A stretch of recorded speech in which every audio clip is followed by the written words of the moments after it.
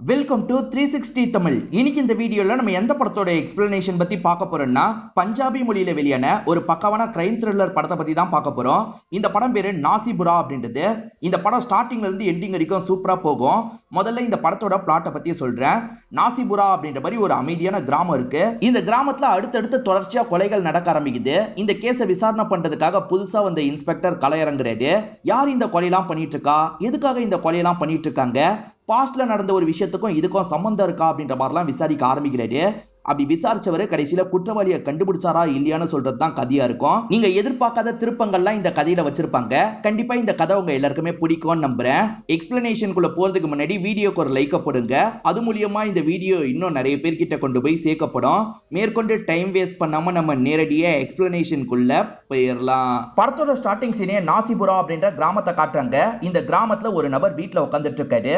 Mask எல்லாம் போட்டு ready ஆயிட்டு இருக்காரு. யாரையோ கொல்றதுக்காக தான் ரெடி ஆயிட்டு இருக்காரு போல. கையில ஒரு பேப்பர் வச்சிருக்காரு. ஓபன் பண்ணி பாக்குறாரு. பேப்பர்ல ஏதோ ஒரு நபரோட பேர் தான் இருக்கு போல. ஒரு ஆயுதத்தை எடுத்துக்கிறாரு. இங்க இருந்து கிளம்பலான்ற மாதிரி கிளம்ப ஆரம்பிக்கிறாரு. அப்படியே ஊர் எல்லையில நடக்கிறத காட்டுறாங்க. அங்க ஏதோ சடங்கு மாதிரிலாம் நடந்துட்டு இருக்கு. ஒரு மத போதகர் மதத்தை பத்தி எல்லாம் சொல்லிட்டு இருக்காரு. எல்லாருமே இதை ஆர்வமா கேட்டுட்டு இருக்காங்க. மேக்சிமம் மக்கள் இங்கதான் இருக்காங்கன்ற மாதிரி நமக்கு காட்டுறாங்க. இதே சமயம் வரப்புல ஒருத்தர் கம்மாலாம் வெட்டிட்டு இருக்காரு. தண்ணி போறதுக்கு ஏதோ வெட்டுவாங்கல்ல, அந்த மாதிரிதான் இவர் வெட்டிட்டு இருக்காரு. அப்ப மர்ம நபர் இருக்கான்ல, இவரை நோக்கி வந்துட்டு இருக்கான். சைலண்டா பின்னாடி வரான். வந்தவன் என்ன பண்றானா, ஒரு ஸ்டேஜ்ல இவரோட கழுத்தை வெட்டுறான். கடைசி நேரத்துல தான் இவரை திரும்பி பார்த்திருப்பாரு. கழுத்து வெட்டப்பட்டு இறந்துடுறாரு. இங்கதான் நாசிபுரான்னு டைட்டில் போடுறாங்க. ஒரு 4-5 கிராமங்களுக்கு சேர்த்து ஒரு இன்ஸ்பெக்டர் இருப்பாரு. அந்த மாதிரி இன்ஸ்பெக்டர் தான் இந்த இடத்துக்கு வந்துட்டு இருக்காரு. இவரை பொறுத்த வரைக்கும் இந்த இடத்துக்கு புது இன்ஸ்பெக்டரா தான் வந்திருப்பாரு. என்னாச்சு ஏதாச்சுன்னு பாக்குறதுக்காக வராரு. பார்த்தா அந்த வரப்புல ஒருத்தர் இறந்து போயிருக்கிறது தெரிய வருது. அவரோட கழுத்து அறுத்து தான் சாவடிச்சிருக்காங்கன்னு தெரிய வருது. ஷார்ப்பான ஆயுதத்தை வச்சு அறுத்த மாதிரி இருக்கு. இவர்கிட்ட இருக்க காசை திருடுறதுக்காக கூட இப்படி பண்ணிருக்கலான்ற மாதிரி யோசிக்கிறாங்க. ஃபாரன்சிக் டீமை சேர்ந்தவங்களும் இந்த இடத்துக்கு வந்துடுறாங்க. ஏதாவது ஃபுட் பிரிண்ட்ஸ் கிடைக்குதா பாருங்க, ஃபிங்கர் பிரிண்ட் கிடைக்குதா பாருங்கன்ற மாதிரி சொல்லிட்டாரு. ஆளுங்களும் தேர்ற வேலையெல்லாம் பார்த்துட்டு இருக்காங்க. முதல்ல பார்த்தது யாருன்னு விசாரிக்கிறாரு. சார், நான் தான் காலையில இந்த இடத்துக்கு வந்துட்டு இருந்தேன், இவர் இறந்து போனதை பார்த்தேன்ற மாதிரி ஒருத்தர் சொல்லிட்டாரு. இதை தாண்டி ஆளுங்க இருக்காங்கல்ல, ஏதாவது கிடைக்குமான்ற மாதிரி தேடி பார்த்துட்டு இருக்காங்க. அப்படி தேடி பார்க்கும் போது தான் ஒரு விஷயம் தெரிய வருது. இவர்கிட்ட பர்ஸ் இருக்கு. பர்ஸ் முழுக்க நிறைய காசு இருக்கு. அதாவது கொலை பண்ணவன் காசை தான் எடுக்கணும்னா ஈஸியா எடுத்துட்டு போயிருப்பான். அவன் அதுக்காக கொலை பண்ண மாதிரி தெரியல, கொலை பண்ணோன்றதுக்காக தான் இந்த இடத்துக்கு வந்திருக்கான்னு தெரியுது. கொலை பண்ற அளவுக்கு யார் இருப்பா? சரி, இந்த கிராமத்துல கிரைமே நடக்காது, இங்க போய் இப்படி கொடூரமா கொலை பண்ணிருக்காங்களே அப்படின்ற மாதிரி அசிஸ்டன்ட் சொல்லிட்டு இருக்காரு. யார் பண்ணிருப்பா அப்படின்ற மாதிரி இந்த இடத்துல இன்ஸ்பெக்டரும் யோசிக்கிறாரு. ரொம்ப வருஷம் கழிச்சு இந்த இடத்துல கிரைம் நடக்குது போல. சின்ன சின்ன கிரைம் கூட நடக்காத இடத்துல இந்த மாதிரி ஒரு கிரைம் நடந்துருச்சு. யார் பண்ணிருப்பான்ற மாதிரி ஊர் முழுக்க எல்லாருமே சேர்ந்து எல்லாம் பேசிட்டு இருக்காங்க. ஆக்சுவலா இறந்து போனவருக்கு ஒரு பையன் இருப்பான். அந்த பையனை கூப்பிட்டு இவங்க பேச ஆரம்பிக்கிறாங்க. உன் அப்பா ரீசெண்டா யார் கூடயாவது சண்டை போட்டாரா, ஏதாவது பிரச்சனை இருந்ததா அப்படின்ற மாதிரி கேக்குறாங்க. அப்ப ரொம்ப அமைதியான டைப்பு, யாரு கூடயும் சண்டைக்கெல்லாம் போக மாட்டாரு, அப்படிலாம் எந்த பிரச்சனையும் இல்லைன்ற மாதிரி இவன் சொல்றான். இப்ப இன்னைக்கு நைட்டு நடக்கிறத காட்டுறாங்க. வேற ஒரு நபரை இந்த மர்ம நபர் சாவடிக்கிறாரு. மறுநாள் காலையில அந்த நபரோட பாடியை பாக்குறாங்க. பாக்குற எல்லாருமே ஷாக் ஆயிடுறாங்க. கொலை எப்படி நடந்ததோ அதே மாதிரிதான் இந்த கொலையும் நடந்திருக்கு. அடுத்தடுத்து நடக்கும் போல அப்படின்ற மாதிரி இன்ஸ்பெக்டருக்கு இந்த இடத்துல தோண ஆரம்பிச்சிருது.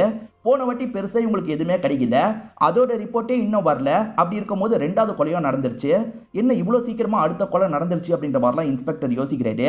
இவங்க ஃபர்ஸ்ட் பாடியை போஸ்ட்மார்ட்டத்துக்கு அனுப்பி வச்சாங்க பாத்தீங்களா, இன்னும் அதுக்கான ரிசல்ட்டே வரல. சீக்கிரமா இந்த ப்ராசஸ் பண்ண சொல்லுங்க, நமக்கு டைம் இல்ல, அடுத்த கொலை கூட நடக்க வாய்ப்பு இருக்கும் போல அப்படின்ற மாதிரிலாம் இன்ஸ்பெக்டர் சொல்றாரு. ஆளுங்களும் சரின்ற மாதிரிலாம் ஏத்துக்கிறாங்க. அதே மாதிரி எல்லா இடத்துலயும் விசாரிங்க, சந்தேகப்படுற யாரா இருந்தாலும் தூக்குங்க அப்படின்ற மாதிரிலாம் இன்ஸ்பெக்டர் சொல்லியிருப்பாரு. இப்ப ஆளுங்க இருக்காங்கல்ல, கிராமம் முழுக்க ஒவ்வொருத்தருக்கிட்டயா விசாரிக்கிறதுக்காக வராங்க. அதாவது யாராவது விசாரிக்கும் போது திணறினாங்கன்னா அவங்களெல்லாம் லாக் பண்ணி பயங்கரமா விசாரிச்சுட்டு இருக்காங்க.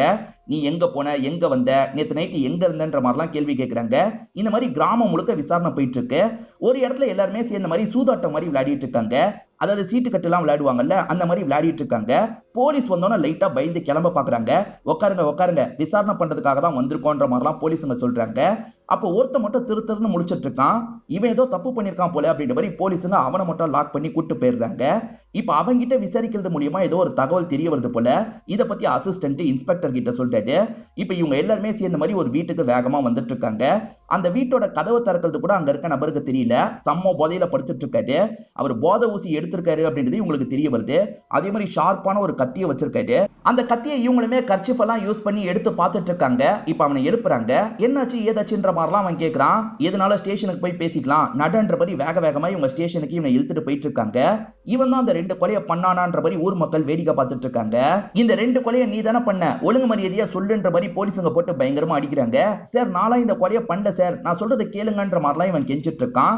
இவனை எதுக்காக தூக்குனாங்கன்னு இப்பதான் தெரிய வருது. ஏற்கனவே ஒரு நபர் திருத்தர்னு முழிச்சதுனால விசாரிக்கிறதுக்காக கூட்டு வந்தாங்க பாத்தீங்களா, அவர் ஒரு தகவல் சொல்லி தான் இவனை தூக்கி இருக்காங்க. அவர் என்ன தகவல் சொன்னாரு அப்படின்றது இப்பதான் நமக்கு தெரிய வருது. கொலை நடந்தது பாத்தீங்களா, அன்னைக்கு நைட்டு இவர் நைட்டு நேரம் நடந்து போயிருப்பாரு. அப்பதான் இந்த விஷயத்தை கவனிச்சிருப்பாரு. அவன் இருக்கான் பாத்தீங்களா, முகத்தெல்லாம் மறைச்சிட்டு நடந்து வந்துட்டு இருக்கான். யாராவது பாக்குறாங்களான்ற மாதிரி பாத்துக்கிட்டே வந்துட்டு இருக்கான். அப்ப தெரியாதனமா அவன் கத்தி கீழே விழுந்துருது. வேகமா அந்த கத்தி எடுத்துட்டு அங்க இருந்து கிளம்பி போயிருப்பான். யார் இது, முகம் தெரியலையேன்ற மாதிரி இவர் யோசிச்சிருப்பாரு. அவனை ஃபாலோ பண்ணி போயிருப்பாரு. அவன் வீடு எங்க இருக்குன்றத தெரிஞ்சிருப்பாரு. இதனால தான் போலீஸுங்க விசாரிக்கிறதுக்காக வரும்போது திருன்னு முழிச்சிருப்பாரு. சார் நான் இதான் பார்த்தேன், அவன் தான் கொலை பண்ணிருக்கான் போலன்ற மாதிரிலாம் சொல்லியிருப்பாரு.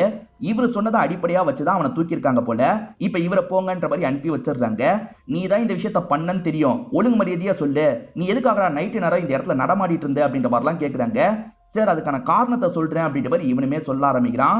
இவன் நைட்டு நேரம் பதட்டமா போனது உண்மைதான், ஆனா வேற ஒரு காரணத்துக்காக போயிருப்பான். இவன் பதட்டமா வரான் பாத்தீங்களா, வந்தவன் ஒரு கதவை தட்டிட்டு இருக்கான். அந்த வீட்டுக்குள்ள இருக்க நபரும் கதவை திறக்கிறாரு. எனக்கு போதை மருந்து வேணும், காசு எடுத்துட்டு வந்திருக்கேன் அப்படின்ற மாதிரிலாம் காசை கொடுத்து இவன் வாங்குறான். சோ போதை மருந்து வாங்குறதுக்காக தான் இவன் வந்திருக்கான். எதுக்காக கத்தியை கொண்டு வந்திருப்பானா, இவன் சேஃப்டிக்காக கொண்டு வந்திருப்பான். ஏற்கனவே ஒருத்தர் செத்து போயிட்டார்ல, நம்ம சேஃப்டிக்காக இதை கொண்டு போலான்ற மாதிரி தான் கொண்டு போயிருப்பான். இதுதான் உண்மை சார், நான் எந்த கொலையும் பண்ணல, நம்புங்க அப்படின்ற மாதிரிலாம் சொல்லிட்டு இருக்கான். எந்த கத்தியால கொலை நடந்தது அப்படின்றது இவங்களுக்கு தெரியல. இவன் கத்தியை கொடுத்து செக் பண்ணும் அப்படின்ற மாதிரிலாம் யோசிக்கிறாங்க. அதே மாதிரி ஆளுங்க கிட்ட அடிச்சு விசாரிங்கன்ற மாதிரி சொல்லிட்டாரு. மேற்கொண்டு இவனை அடிச்சு விசாரணை எல்லாம் பண்ணிட்டு இருக்காங்க. இவன் பண்ணாத பட்சத்துல வேற யார் பண்ணிருக்க வாய்ப்பு இருக்கு, இந்த கொலையோட நிக்குமா இல்ல அடுத்து ஒரு கொலை நடக்குமான்ற மாதிரி யோசிக்கிறாரு. இன்ஸ்பெக்டரும் இந்த கிராமத்து மக்களை பார்த்து பேசுறதுக்காக வந்துட்டு இருக்காரு. அந்த சமயம் ஊர் தலைவர் தான் பேசிட்டு இருக்காரு. நம்ம எல்லாருமே இதுக்கப்புறம் எச்சரிக்கையா இருக்கணும்ன்ற மாதிரி தான் பேசிட்டு இருக்காரு. இன்ஸ்பெக்டர் வரதை பார்த்தோன்னா உட்காருங்கன்ற மாதிரி உட்கார வச்சிருக்காரு. அடுத்ததா இன்ஸ்பெக்டர் நம்ம கிட்ட பேசுவாருன்ற மாதிரி சொல்றாரு. இப்ப இன்ஸ்பெக்டரும் எந்திரிச்சு பேசுறாரு. எல்லாரையும் தனித்தனியா பாதுகாக்கிறது கஷ்டம், நீங்க தான் உங்களை பாதுகாத்துக்கணும். நைட்டு நேரம் தேவையில்லாம நீங்க வெளியே வராதீங்க. அதே மாதிரி உங்களுக்கு ஏதாவது தெரிஞ்சா உடனே என்கிட்ட சொல்லுங்க, தாமதப்படுத்தாதீங்க அப்படின்ற மாதிரிலாம் சொல்லிட்டாரு. இப்போ ஒரு நபர் இருக்கார்ல, 20 வருஷத்துக்கு முன்னாடி இதே மாதிரி ஒண்ணு நடந்ததுன்னு சொல்லிட்டாரு. 20 வருஷத்துக்கு முன்னாடி நடந்ததா, எப்படி நடந்தது அப்படின்ற மாதிரிலாம் இன்ஸ்பெக்டர் கேட்கிறாரு. அவருமே டீட்டெயிலா சொல்ல ஆரம்பிக்கிறாரு. சோபிக் அப்படின்ற ஒரு நபர் இதே மாதிரி கழுத்தறுத்து இறந்து போயிருப்பாரு. அந்த சோபிக்கை யாரு கொலை பண்ணது அப்படின்ற மாதிரி போலீஸுங்க விசாரணை பண்ணாங்க. கடைசி வரைக்கும் குற்றவாளியை கண்டுபிடிக்கலன்ற மாதிரி இவர் சொல்லிட்டாரு. அந்த சோபிக் ஆள் யாரு, சோபிக்கோட சொந்தக்காரங்க யாராவது இருக்காங்களா அப்படின்ற மாதிரி ஹீரோ கேட்கிறாரு. இப்ப சோபிக்கை பத்தி அவருமே சொல்லிட்டாரு. சோபிக்கை பொறுத்த வரைக்கும் ஒருத்தங்களை நேசிச்சிருப்பாரு, அவங்கள கல்யாணம் பண்ணிருப்பாரு. பிரசவத்துக்காக கூட்டு போகும்போது அவங்க இறந்து போயிருப்பாங்க. குழந்தை மட்டும் பிறந்திருக்கும். அந்த குழந்தைக்கு டெசின்ற மாதிரி பேர் வச்சிருப்பாரு. சோபிக் தான் அந்த குழந்தையை வளர்க்க ஆரம்பிச்சிருப்பாரு. அந்த டெசிக்கு ஒரு 8 வயசு இருக்கும் போது சோபிக் இருக்காரு பாத்தீங்களா, இந்த மாதிரி கொல்லப்பட்டிருப்பாரு. சோபிக்கை கொலை பண்ணது யாருன்றது கடைசி வரைக்கும் தெரியாம போயிருக்கும். சரி அந்த டெசி யாருன்ற மாதிரி கேட்கிறாரு. அப்பதான் டான்ஸ் ஆடிக்கிட்டே ஒருத்தர் வந்துட்டு இருக்காரு. அவர் மனநலம் பாதிக்கப்பட்டவரா இருப்பாரு. இவன் தான் அந்த டெசி அப்படின்ற மாதிரி ஊர் மக்கள் எல்லாம் சொல்லிட்டு இருக்காங்க. அதாவது அனௌன்ஸ்மெண்ட் பண்றதுக்காக வருவாங்கல்ல, அவங்க கூட சேர்ந்த மாதிரி தான் இவர் டான்ஸ் ஆடிக்கிட்டே வந்துட்டு இருக்காரு. இந்த ஊர் மக்கள் தான் இவனுக்கு சாப்பிடுறதுக்கு தருவாங்க போல. அந்த மாதிரி ஒரு பழத்தை சாப்பிட்டுக்கிட்டே வந்துட்டு இருக்கான். இவன் தான் டெசின்ற மாதிரி ஊர் மக்கள் சொல்றாங்கல்ல. ஒரு பார்வை இவரும் பாக்குறாரு. சரி கிளம்பலான்ற மாதிரி ஆளுங்க கூட சேர்ந்து கிளம்புறதுக்காக வண்டி கிட்ட வந்துட்டு இருக்காரு. அப்ப கரெக்டா அவனும் வண்டி கிட்ட வரான். இந்த சாப்பிடுறியா அப்படின்ற மாதிரி பழத்தை நீட்டிட்டு இருக்கான். எனக்கு வேணான்ற மாதிரி சொல்றாரு. வேணானா போன்ற மாதிரி அவன் பேசிட்டு போறான். மனநலம் பாதிக்கப்பட்டவன்ல, இவர் பெருசா கண்டுக்காம வண்டியில ஏறி கிளம்ப ஆரம்பிக்கிறாரு. போயிட்டு இருக்கும்போது அசிஸ்டன்ட் இருக்காருல, ஒருவேளை இவன் இந்த கொலையை பண்ணிருப்பானா சார் அப்படின்ற மாதிரி கேட்கிறாரு. யோ ஏதாவது சொல்லணும்னு சொல்லாதையா, இவன் எப்படியா கொலைலாம் பண்ணுவான், இவன்லாம் பண்ணிருக்க வாய்ப்பு இல்லை அப்படின்ற மாதிரி இவருமே சொல்றாரு. அப்படியே கட் பண்ணி ஃபாரன்சிக் டீமை சேர்ந்த ஒரு பொண்ணை நமக்கு காட்டுறாங்க. போஸ்ட்மார்ட்டம் ரிப்போர்ட்லாம் ரெடி ஆயிடுச்சு போல. அதை பத்தி பேசுறதுக்காக வாங்கன்ற மாதிரி இன்ஸ்பெக்டருக்கு கால் பண்றாங்க. நான் சீக்கிரமா வரேன்ற மாதிரி இவரும் சொல்றாரு. இப்போ கொஞ்ச நேரத்துல அந்த பொண்ணை பாக்குறதுக்காக வந்துடுறாரு. எந்த மாதிரி ஆயுதத்தை யூஸ் பண்ணாங்க, ஃபிங்கர் பிரிண்ட் ஏதாவது கிடைச்சதான்னு விசாரிக்கிறதுக்காக தான் வந்திருக்காரு. எப்பவுமே ஒரு கொலையில ஸ்ட்ரகிள் மாதிரி ஏதாவது ஏற்பட்டாதான் ஃபிங்கர் பிரிண்ட்லாம் கிடைக்கும். ஏன்னா ட்ரெஸ்ல அவங்க பிடிக்கிறதுக்காக கையை வச்சிருப்பாங்க, அது மூலியமா ஃபிங்கர் பிரிண்ட் கிடைக்கும்ல. அந்த மாதிரி இதுல எதுவுமே நடக்கல சார். ஸ்ட்ரெயிட்டா கழுத்துல வெட்டியிருக்கான், ஒரே வெட்டில செகண்ட்ல கத்தியை முடிச்சிருக்கான். நீங்க ஒரு கத்தியை தந்து செக் பண்ண சொன்னீங்கல்ல, கண்டிப்பா அந்த கத்தியை வச்சு இந்த கொலை நடக்கல சார், கிராஸா ஒரு கத்தி இருக்கும்ல அதை வச்சுதான் இந்த கொலை நடந்திருக்குன்ற மாதிரி சொல்றாங்க. சரின்ற மாதிரி இவருமே இந்த இடத்துல ஏத்துக்கிறாரு. இப்ப நைட் நேரம் கிராமத்துக்குள்ள ஒரு நபர் பைக்ல வந்துட்டு இருக்காரு. பைக் ஒரு இடத்துல ஸ்டார்ட் ஆக மாட்டேங்குது. ஸ்டார்ட் பண்றதுக்கு ட்ரை பண்ணிட்டாரு. அப்பன்னு பார்த்து யாரோ டார்ச் லைட்டை மூஞ்சில அடிக்கிறாங்க. யாரா மூஞ்சில அடிக்கிறது அப்படின்ற மாதிரி இவர் கோவமா கேக்குறாரு. இந்த ஊரை சேர்ந்த ஒருத்தன் தான் வந்திருக்கான். அண்ணா உங்களுக்கு விஷயம் தெரியுமா, 2 பேர் இறந்து போயிருக்காங்க, இந்த மாதிரி நைட் நேரத்துல எல்லாம் வராதீங்கன்ற மாதிரி சொல்றான். டே அதெல்லாம் போன் மூலியமா நான் கேள்விப்பட்டேன், என்ன எப்படி பாத்துக்கணும்னு எனக்கு தெரியும், எனக்கே புத்திமதி சொல்றியா போன்ற மாதிரி சொல்லிட்டாரு. சரி போங்கன்ற மாதிரி அவனும் இங்க இருந்து கிளம்பி போயிடுறான். இவரும் திரும்பி வண்டியை ஸ்டார்ட் பண்ணலான்னு ஸ்டார்ட் பண்றதுக்கு ட்ரை பண்றாரு. இப்ப திரும்பி வண்டியை ஸ்டார்ட் பண்ணலாம்னு நினைச்சவர் எதிர யாரையோ பார்த்து ஷாக் ஆயிடுறாரு. ஏன்னா எதிர இருக்கவன் மாஸ்க் மாதிரி போட்டிருக்கான். ஸ்டார்டிங் ஒருத்தனை காமிச்சாங்கல்ல அவன மாதிரி தான் நமக்கு காட்டுறாங்க. அவனுமே பக்கத்துல வந்துட்டு இருக்கான். யாரு என்னன்னு கேக்குறாரு. சட்டு நாம அந்த ஆயுதத்தை வச்சு ஒரு வெட்ட போட்டுறான். ஸ்டார்டிங்கே இந்த கொலை பண்றவனோட வீட்டை நமக்கு காமிச்சிருப்பாங்க. அவனுமே அந்த வீட்டுக்கு வந்துடுறான். வந்தவன் சேர்ல உட்காந்து மாஸ்க கலட்டலான்னு கலட்டுற மாதிரி போறான். அப்படியே இந்த சீனை நமக்கு கட் பண்ணிடுறாங்க. இறந்து போனவர் அதே இடத்துல தான் இருக்காரு. இப்ப காலையில ஊர் மக்கள் எல்லாம் பார்த்து போலீஸ்க்கு தகவலை சொல்லியிருப்பாங்க. இப்ப வேகமா இன்ஸ்பெக்டருமே இந்த ஸ்பாட்டுக்கு வராரு. ஏதாவது கிடைக்குமா அப்படின்ற மாதிரி சுத்தி முத்தி பார்த்துட்டு இருக்காரு. யாரு முதல்ல பாத்தீங்க அப்படின்ற மாதிரிலாம் விசாரிச்சுட்டு இருக்காரு. அந்த நபரோட பைக்ல ஒரு கயிறு மாட்டி இருக்கிறத கவனிக்கிறாரு. அந்த கயிறை எடுத்து பாக்குறாரு. ஆக்சுவலா அந்த டெசி பழம் சாப்பிடுறீங்களா அப்படின்ற மாதிரி நீட்னாம் பாத்தீங்களா, அவன் கையில தான் இந்த கயிறை பார்த்திருப்பாரு. சோ டெசி சம்பந்தப்பட்டிருக்க வாய்ப்பு இருக்குமோன்ற மாதிரி இவர் யோசிக்கிறாரு. அந்த டெசி எங்கன்ற மாதிரிலாம் கேட்கிறாரு. எதுக்கு அவனை கேட்கறீங்கன்னு ஊர் தலைவர் கேட்கிறாரு. முதல்ல எங்கன்னு சொல்லுங்கன்ற மாதிரி இவர் கேட்கிறாரு. அப்பதான் டெசி இருக்கான் பாத்தீங்களா, பாட்டு பாடிக்கிட்டே இந்த இடத்தை நோக்கி நடந்து வந்துட்டு இருக்கான். இவர் வேகமா டெசியை லாக் பண்றாரு. நீ தானே இந்த விஷயத்த பண்ண, நீ தானே இந்த விஷயத்த பண்ணன்னு கேட்கிறாரு. இப்படி அடிச்சுக்கிட்டே இருக்கும் போதுதான் அவனோட கையை கவனிக்கிறாரு. கயிறு பார்த்தா அவன் கையில தான் இருக்கு. என்ன இவன் கையில தான் கயிறு இருக்குன்ற மாதிரி யோசிக்கிறாரு. சரி இவன் இந்த கொலை பண்ணிருப்பான்னு நினைக்கிறீங்களா, வாய்ப்பே இல்லைன்ற மாதிரி ஊர் மக்கள் எல்லாம் சொல்லிட்டு இருக்காங்க. அப்பதான் இந்த வழியா ஒரு பாம்பு வருது. அந்த பாம்பை பத்தி எல்லாருமே கொஞ்சம் பயந்து தள்ளி போயிடுறாங்க. இவன் மட்டும் அந்த பாம்புக்கு பக்கத்துல போறான். பாம்பை பத்தி இவனுக்கு தெரியாதுல்ல. இவனுமே பாம்பு கிட்ட விளையாட்டு எல்லாம் பண்ணிட்டு இருக்கான். கொஞ்ச நாள் பாம்பு கொத்தி இருக்கும். ஆனா அந்த பாம்பு இவனை கண்டுக்காம அங்க இருந்து போயிருது. சார் பாம்பு கிட்டே எப்படி விளையாடுறான் பாத்தீங்களா, இவனை போய் நீங்க சந்தேகப்படுறீங்க, இவன்லாம் இதை பண்ணிருக்க வாய்ப்பு இல்லைன்ற மாதிரி ஆளுங்க சொல்றாங்க. இப்ப டெசி இருக்கார்ல, தள்ளி இருக்கிற ஒரு பகுதிக்கு வந்துடுறாரு. அந்த இடத்துல உட்காந்து பாஸ்ட் எல்லாம் யோசிச்சு பாக்குறாரு. 20 வருஷத்துக்கு முன்னாடி சோபிக்னு ஒருத்தர் இறந்து போனாரு பாத்தீங்களா, அந்த சோபிக் இவரை தான் இருப்பாரு. பையன் மேல ரொம்ப பாசம்லாம் வச்சிருப்பாரு. திடீர்னு ஒரு நாள் அவர் கொல்லப்பட்டிருப்பாரு. சோ அப்ப இறந்து போயிட்டார்ல, அதனால ஊர் மக்கள் எல்லாம் சேர்ந்த மாதிரி இறுதி சடங்கெல்லாம் செய்யறாங்க. பையன் தான் அந்த சடங்கை செய்யற மாதிரி இருக்கும். ஊர் மக்கள்லாம் இவன் மூலியமா தான் அந்த சடங்கெல்லாம் முடிக்கிறாங்க. இவனுக்கு எல்லாருமே சேர்ந்து கொஞ்சம் கொஞ்சம் காசெல்லாம் தந்துட்டு இங்க இருந்து கிளம்பி போறாங்க. சின்ன பையனா இருக்கும் போது தெளிவா தான் இருந்திருக்கான். அதுக்கப்புறம் தான் கொஞ்சம் கொஞ்சமா மனநலம் பாதிக்கப்பட்டவனா மாறி இருக்கான்றது நமக்கு தெரிய வருது. இப்ப இன்ஸ்பெக்டர் இருக்காரு பாத்தீங்களா, ஊர் தலைவரை பார்த்து பேசுறதுக்காக வந்துடுறாரு. இப்போ வரைக்கும் 3 பேர் இறந்து போயிருக்காங்கல்ல, அவங்க 3 பேருமே இவரோட பெஸ்ட் ஃப்ரெண்ட்ஸா இருப்பாங்க. அதாவது இந்த கிராமத்துல நிறைய பேர் இருந்தாலும் இவங்க 3 பேர் ரொம்ப பெஸ்ட் ஃப்ரெண்ட்ஸா இருப்பாங்க. உங்க பெஸ்ட் ஃப்ரெண்ட்ஸ் தானே அப்படின்ற மாதிரி கேக்குறாரு. ஆமான்ற மாதிரி ஊர் தலைவரும் சொல்லிட்டு இருக்காரு. 20 வருஷத்துக்கு முன்னாடி சோபிக்னு ஒருத்தர் இறந்து போனாரு பாத்தீங்களா, அந்த கேஸ்ல போலீஸுங்க சந்தேகப்பட்டு 5 பேரை விசாரணை பண்ணிருப்பாங்க. அதுல ஊர் தலைவரும் ஒருத்தர். அதே மாதிரி இதுக்கு முன்னாடி 3 பேர் இறந்து போனாங்கல்ல, அவங்களுமே விசாரணையில இருந்திருப்பாங்க. இதை தாண்டி மகேஷ்னு ஒருத்தர் விசாரணையில இருந்திருப்பாரு. அந்த மகேஷும் நீங்களும் அடுத்த டார்கெட்டா இருக்க வாய்ப்பு இருக்கு அப்படின்ற மாதிரி சொல்றாரு. என்ன சொல்றீங்கன்ற மாதிரி ஊர் தலைவர் கேக்குறாரு. ஆமா சார், ஏன்னா முதல்ல அவங்க 3 பேர் இறந்து போயிருக்காங்க. அது ரிலேட்டடா யாரோ தான் இந்த கொலையை பண்ணிட்டு இருக்காங்க. நீங்களும் சேஃபா இருக்கணும், உங்க ஃப்ரெண்டும் சேஃபா இருக்கணும். உடனே அந்த மகேஷ்க்கு கால் பண்ணுங்கன்ற மாதிரி சொல்றாரு. அந்த மகேஷை நமக்கு காட்டுறாங்க. அவர் ஒரு கடை வச்சிருக்காரு. திங்ஸ் எல்லாம் அரேஞ்ச் பண்ணிட்டு இருக்காரு. அவருக்கு பின்னாடி தான் டெசி நிக்கிறான். இவருமே என்னடா பண்ணிட்டு இருக்கான்னு கேக்குறாரு. சட்டுன்னு அட்டாக் பண்றதுக்கு வரான். இவருமே தடுத்து சண்டெல்லாம் போட்டுட்டு இருக்காரு. அதனால இவன் இருக்கான்ல, வெயிட் பொருளை வச்சு மண்டிலேயே அடிக்கிறான். இவருமே மகேஷ்க்கு திரும்ப திரும்ப கால் பண்ணி பாக்குறாரு. மகேஷ் போன் எடுக்கிற மாதிரியே தெரியல. சார் போன் எடுக்கலன்ற மாதிரிலாம் சொல்லிட்டாரு. அதுக்குள்ள போலீஸுங்களுக்கு தகவல் கிடைச்சிருது. இதனால இன்ஸ்பெக்டரும் கிளம்பி அந்த ஸ்பாட்டுக்கு வந்துடுறாரு. கழுத்தறுத்து தான் இவர் இறந்து போயிருக்காரு. ஆனா ஸ்ட்ரகிள் நடந்திருக்குன்னு தெரிய வருது. எடை போடுவாங்க பாத்தீங்களா, அந்த கல்லை வச்சுதான் மண்டையில அடிச்சிருக்காங்கன்னு தெரிய வருது. அந்த கல்லுமே இங்கதான் இருக்கு. சோ கல்லுல கண்டிப்பா ஃபிங்கர் பிரிண்ட் இருக்க வாய்ப்பு இருக்கு. இதை உடனே அந்த டீமுக்கு அனுப்பி வைங்க, விசாரிக்க சொல்லுங்கன்ற மாதிரி சொல்றாரு. டெசி தான் பண்ணான்றதை நமக்கு காமிச்சிருப்பாங்க. ஆனா எக்ஸாக்டா யாரு பண்ணான்றது ஹீரோக்கு தெரிய மாட்டேங்குது. இப்ப ஊர் தலைவர் ரொம்ப பயந்து போயிருக்காரு. ஏன்னா இவர் சொன்ன மாதிரியே மகேஷ் இறந்து போயிட்டார்ல, அப்ப அடுத்த டார்கெட் நான் தானா சார்னு கேக்குறாரு. ஆமான்ற மாதிரி ஹீரோ சொல்றாரு. சார் டெசி மேல சந்தேகப்பட்டு நீங்க பேசுனீங்கல்ல, ஒருவேளை டெசி தான் இதை பண்ணிட்டு இருக்கானான்னு கேக்குறாரு. டெசி தான் பண்ணிட்டு இருக்கானான்னு தெரியல, ஆனா சீக்கிரமே நான் அந்த விஷயத்தை கன்ஃபார்ம் பண்ணி உங்களுக்கு சொல்றேன்னு சொல்றாரு. இந்த டெசி இருக்கான்ல, அப்பா இறந்து போனதை பத்தியே யோசிக்கிறான். பசங்க எல்லாம் கொஞ்சம் கிண்டலா பேசுறாங்க, இவனுக்கு அப்பா இல்லன்ற மாதிரிலாம் பேசுறாங்க. இதை நினைச்சும் பயங்கரமா ஃபீல் பண்ணிருப்பான். அப்பா கூட இவன் சேர்ந்து இருந்தான் பாத்தீங்களா, அதை பத்தி எல்லாம் யோசிச்சு பாக்குறான். இவங்க ஒரு வீட்டுல சேர்ந்து வாழ்ந்திருப்பாங்க. அடிக்கடி அந்த வீட்டுக்கு வந்து ஃபீல் பண்ணுவான் போல. இப்ப பிரசன்ட்லயும் ஃபீல் பண்றதா காட்டுறாங்க. ஊர் தலைவரும் அவரோட ஒய்ஃபும் வெளியே கட்டில் போட்டு தான் படுப்பாங்க போல. அந்த மாதிரி தான் ரெண்டு பேருமே வெளியே படுத்துட்டு இருக்காங்க. அப்ப டெசி இருக்கான் பாத்தீங்களா, முகத்தெல்லாம் மறைச்சிட்டு இந்த இடத்துக்கு வந்துட்டு இருக்கான். இவர் நல்லா தூங்கிட்டு இருக்காருல, அந்த ஆயுதத்தை வச்சு கழுத்திலேயே போட்டுலாம் அப்படின்னு மாதிரி ஓங்கி கழுத்திலேயே போடுறான். இது எல்லாமே இந்த ஊர் தலைவருக்கு வந்த கனவா இருக்கும். சட்டுன்னு கத்திக்கிட்டே முடிக்கிறாரு. ஒய்ஃப் என்னாச்சு ஏதாச்சுன்ற மாதிரி கேட்டுட்டு இருக்காங்க. இறந்து போன சோபிக்கு ஊர் தலைவர் கிட்ட வேலை பார்த்தவர்ன்றது தெரிய வருது. அவங்க ரெண்டு பேருக்குள்ளயும் தள்ளுமுள்ளு ஏற்பட்டதா ஊர்ல சிலர் பார்த்த மாதிரி சொல்லியிருப்பாங்க. அதை பத்தி விசாரிக்கிறதுக்காக இவர் வீட்டுக்கு வந்திருக்காரு. என் ஹஸ்பண்ட் வெளியே போயிருக்காரு, வீட்டுல இல்லன்ற மாதிரி ஒய்ஃப் சொல்றாங்க. இந்த ஒய்ஃபோட பேரு மிர்துலா அப்படின்றது. இல்ல, நான் உங்களை பார்த்து பேசுறதுக்காக தான் வந்தேன். உங்க ஹஸ்பண்ட் ஃப்ரெண்ட்ஸுக்கும் சோபிக்கும் சண்டை ஏற்பட்டதா பார்த்தவங்க சொன்னாங்க, அதை பத்தி விசாரிக்கிறதுக்காக தான் வந்திருக்கேன்னு சொல்லிட்டாரு.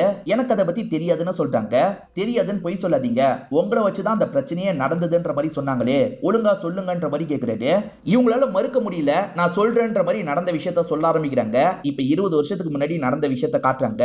ஊர் தலைவருக்கு 4 பெஸ்ட் ஃப்ரெண்ட்ஸ் இருப்பாங்க. அவங்க கூட சேர்ந்த மாதிரி சரக்கு தான் அடிச்சிட்டு இருக்காரு. அப்பதான் சோபிக்கு இந்த இடத்துக்கு வராரு. சோபிக்கு இவங்க எல்லார்கிட்டயும் நல்லா தான் பேசுவாரு.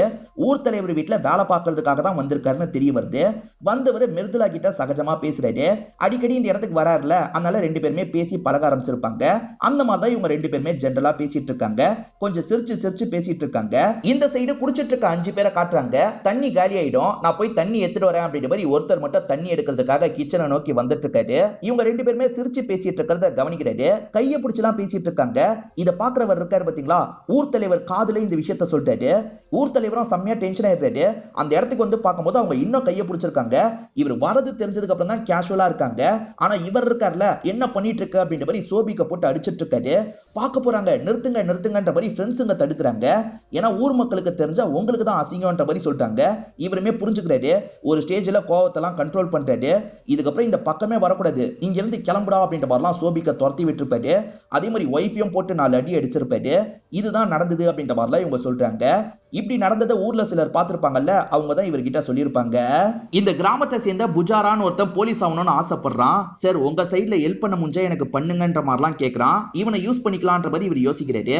உன் கிராமத்துல அடுத்தடுத்து கொலைகள் நடந்துட்டு இருக்கு, இதுக்கப்புறம் நடக்கிறதுக்கான வாய்ப்பு இருக்கு.